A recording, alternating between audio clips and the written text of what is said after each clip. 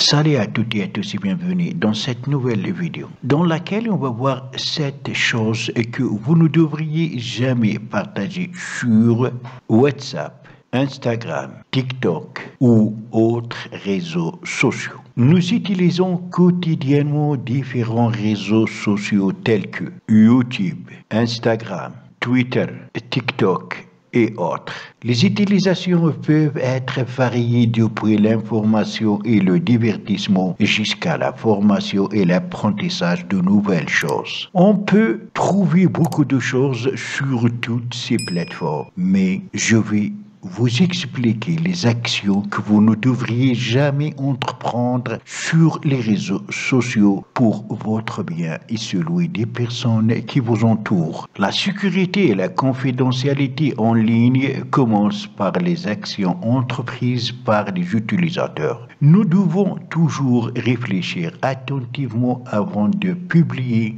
un article ou un commentaire en ligne, là où tout le monde peut le voir.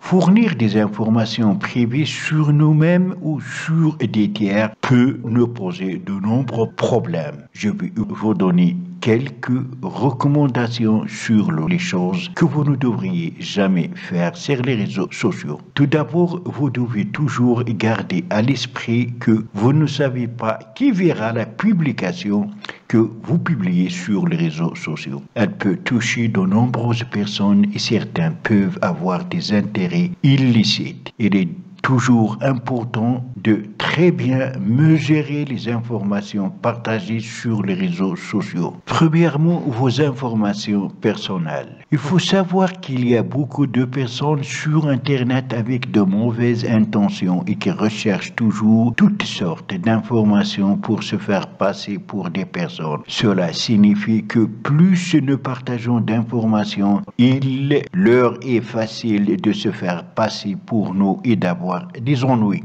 De nombreux utilisateurs se sont retrouvés coincés avec des soldes non désirés ou liés à des achats qu'ils n'avaient jamais effectués. Cela est possible car ils ont partagé des données de base telles que le nom complet, l'adresse et d'autres informations telles que des documents d'identité. Certains ont même été victimes de vols après la publication de leur adresse. Deuxièmement, notre localisation. Les cybercriminels peuvent nous localiser physiquement de deux manières. La première consiste à partager des publications avec des balises de sites. Il faut éviter d'utiliser ce type de hashtag qui est courant notamment sur Instagram ou de mettre quelque chose qui n'est pas clair. Nous ne devons pas télécharger de photos ou de vidéos provenant d'un endroit qui montre notre maison. À partir de ces messages, vous pourrez savoir où nous sommes, notamment si des panneaux apparaissent indiquant les commerces à proximité. Troisièmement, les projets de voyage. Il est assez courant d'annoncer sur des réseaux sociaux que l'on prépare un voyage ou que l'on part pour quelques jours. C'est une grave erreur car cela signifie que notre maison pourrait être vide et que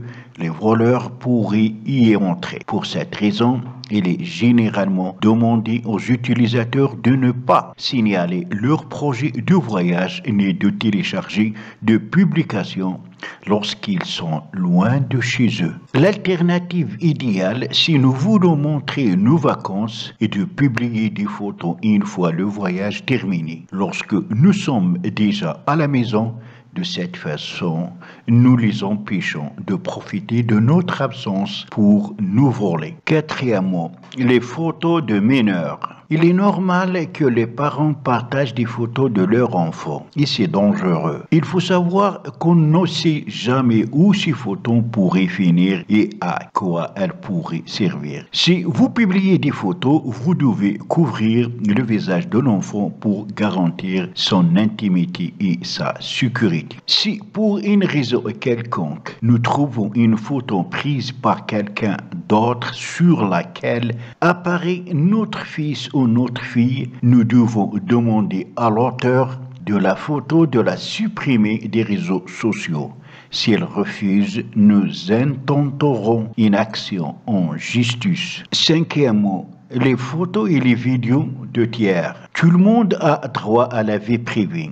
Partager des photos de personnes sans leur consentement peut s'avérer très coûteux car elles peuvent nous demander des dommages-intérêts, surtout lorsqu'il y a des situations humiliantes ou intimes. Vous devez savoir que partager des photos et des vidéos intimes de personnes n'est pas seulement un crime, mais c'est aussi un crime si quelqu'un vous les envoie et que vous les partagez avec d'autres personnes ou des groupes WhatsApp. Donc, dans ces situations, vous devez le signaler aux autorités ou au moins supprimer le contenu et réprimander la personne qui vous l'a envoyé.